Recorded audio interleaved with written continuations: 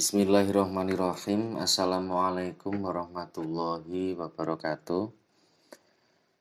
Pada pertemuan ini kita membahas secara luas, umum tentang Islam, budaya, dan peradaban. Kita sudah berkali-kali membahas dan presentasi. Nah, kita dalami, kita ulas lagi agar lebih mengena dan dipahami, juga lebih banyak referensi keilmuan. Islam datang dengan damai. Penetration Pacific. Islam datang dengan damai di Indonesia. Itu berbeda dengan kedatangan Islam di beberapa bagian India, Timur Tengah maupun di Afrika. Nah, di beberapa bagian itu banyak muncul konfrontasi, gesekan-gesekan, sehingga berbeda dengan yang ada di Indonesia. Penetration Pacific, yaitu Islam datang dengan damai. Tetapi kemudian dari beberapa pandangan ahli sejarah dan juga para pengkaji Islam itu berbeda dari segi siapa yang kemudian datang mendakwahkan Islam di Indonesia. Ada yang mengatakan berawal dari guru-guru sufi, pedagang, cendekiawan, ulama dari Gujarat, India. Ini seperti Snodgrass, ya. Kemudian yang mengatakan diawali dari Cina itu ada Al-Qurtubi. Ada yang mengatakan introduction Islam, pengenalan Islam, itu guru sufi dari Timur Tengah. Itu disepakati oleh Kaiser, Arnold, dan berbagai pakar pengkaji yang lain. Tetapi kemudian semuanya menyepakati kedatangan Islam di Indonesia itu akomodatif, itu inklusif, tidak sinkritik, ya. Bagaimana adanya akulturasi budaya dan diterima baik oleh masyarakat.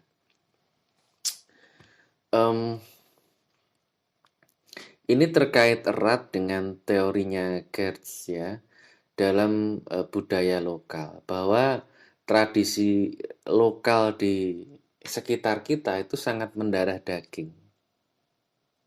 Itu dapat kita kenal dari mbah-mbah kita, orang tua kita itu hafal banget tradisi-tradisi Jawa, hitungan Jawa, kemudian tradisi-tradisi Jawa yang mungkin bagi anak muda itu langka atau tidak pernah mengenal. Orang tua dan mbah-mbah kita itu bisa menyebutkan satu persatu. Ada wetonan, ada larung sesaji, dan semacamnya. Nah, ini bagian dari teorinya Gertz budaya lokal, bahwa tradisi lokal di Indonesia itu sangat mendarah daging. Dan proses islamisasi yang dilakukan itu tidak membuang atau tidak mengkaburkan tradisi lokal yang sudah ada. Maka islamisasi itu menjadi sebuah kekhasan yang berbeda, keragaman yang ada di Islam Nusantara, begitu. Jadi Islam di Nusantara itu memiliki kekhasan karena proses islamisasi dari tradisi lokal yang mendarah daging nenek moyang kita. Itu teorinya Gertz seperti itu.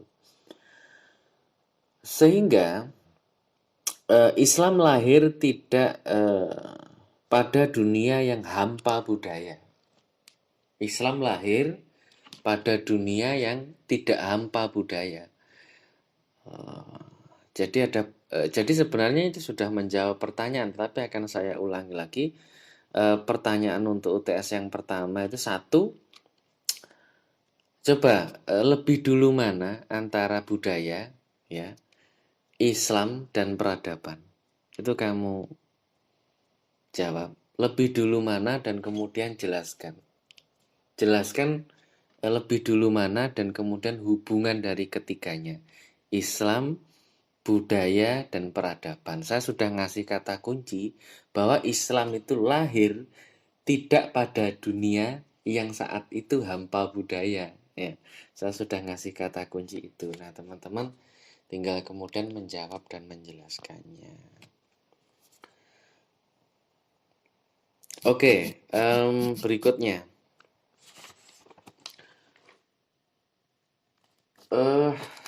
Kemudian ada pembahasan tentang lokalitas Islam dan juga universalitas Islam. Ada pandangan bahwa lokalitas Islam itu ya kita bicara budaya, ras, suku, bahasa, bahkan mazhab dan organisasi yang berbeda di semua negara, di dunia. Iya kan? Kalau kita ngomongin lokalitas Islam, antara di Madura, di Jawa, Sunda, Australia, China, kemudian Amerika Serikat, itu memiliki ras suku yang berbeda, pasti berbeda. Ras dan sukunya pasti, bahasanya juga berbeda. Itu mazhabnya berbeda, itu namanya lokalitas Islam. Islam yang memiliki, ya kan, ciri khas masing-masing berdasarkan tradisi yang dia punya. Tetapi universalitas Islam itu pada ketauhidannya, iya kan? Asyhadu alla ilaha illallah wa asyhadu anna Muhammadar Rasulullah. Semuanya mengucapkan hal yang sama. Itu universalitas Islam. Jadi teman-teman bisa membagi bahwa universalitas Islam itu pada ketauhidan, lokalitasnya itu pada budaya, ras, suku, bahasa, dan semacamnya. Nah, kemudian sehingga dari pemahaman antara lokalitas dan universalitas Islam inilah terjadi pertarungan ideologis, pertarungan teologis antara organisasi-organisasi Islam. Yang utamanya di Indonesia itu antara bagaimana pemurnian Islam dan juga bagaimana Islam yang kultural, Islam yang ramah terhadap tradisi dan budaya. Nah, itu ada Muhammadiyah dengan Al-Irsyad, ada NU, ada Nahdlatul Wathon, ada Syarikat Islam, dan lain-lain. Ini pertarungan teologis. Bagaimana kemudian pemurnian Islam menurut pandangan organisasi keagamaan tertentu dan menjaga tradisi lokal menurut pandangan organisasi keagamaan tertentu. Dari pemahaman terhadap lokalitas Islam dan universalitas Islam yang sudah saya jelaskan tadi. Sehingga kemudian dalam perkembangannya itu muncul tradisi dan tipologi yang berbeda-beda. Tradisi Islam, tipologi Islam yang berbeda-beda yang terkait erat dengan budaya dan bahkan nanti mungkin perkembangan peradaban. Gustav itu membaginya menjadi Islam sentral dan juga Islam populer. Islam sentral ini menurut Gustav itu yang resmi, di mana di situ biasanya ada di perkotaan dan banyak cendekiawan-cendekiawan. Kalau Islam populer itu malah yang ada di pedesaan menurut Gustav. Dan tokohnya adalah kiai yang erat dengan adat istiadat dan norma-norma tradisi yang ada di pedesaan tersebut. Berbeda dengan Islam sentral yang kesannya lebih mengesankan individualis dan pemurnian Islam. Itu menurut Gustav. Beda lagi itu menurut Kurzman ya. Ada Islam adat, ada Islam revival, ada Islam liberal. Islam adat itu yang menjaga tradisi-tradisi lokal. Islam revival itu menurut Kurzman seperti Wahabi, fundamentalis, Islamism itu. Nah, sedangkan beda yang ketiga adalah Islam liberal yang lebih tanda kutip mengutamakan modernitas dan juga perkembangan global. Itu Islam liberal. Kemudian Gertz beda lagi Gertz. Gertz membaginya tipologi Islam itu menjadi 3. Ada abangan, ada santri, ada priayi. Walaupun nilai kritik dari tipologi Gertz yang penelitiannya di Mojokuto Kediri itu kritik kuatnya karena pembagiannya itu berdasarkan afiliasi kepartaian. Seperti abangan permai, santri itu lebih ke Muhammadiyah, dan NU, Muhammadiyah dipandang sebagai kelompok keagamaan yang modernis, sedangkan NU dianggap sebagai kelompok keagamaan yang tradisional. Kemudian yang priayi itu lebih kepada wong-wong alusan di daerah tersebut.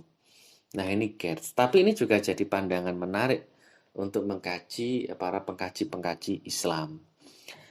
Nah, pertanyaan kedua, coba teman-teman bagi tradisi dan tipologi Islam, hubungannya dengan budaya maupun peradaban, itu menurut pemikiran yang lain atau menurut pemikiran teman-teman sendiri, itu juga nggak apa-apa. Kita di sini kan saling berbagi. Ada menurut Gustav, ada menurut Kurtzman, ada Gertz. Nah, teman-teman punya referensi lain apa terkait tradisi dan tipologi yang muncul dari pertarungan teologis pemikiran terhadap lokalitas Islam dan universalitas Islam tadi yang saya bahas di awal. Itu pertanyaan yang kedua. Kemudian kita akan membahas sedikit lagi tentang ini Islam dan budaya. Hart Gibb dan juga Sidi Ghazalba itu keren. Beliau mengatakan Gibb mengatakan Islam itu ya more than a system theology, it is a complete civilization ya. Jadi tidak hanya teologi, tapi sebuah unsur kebudayaan yang sempurna. Islam itu bukan hanya teologi, tapi unsur kebudayaan yang sempurna.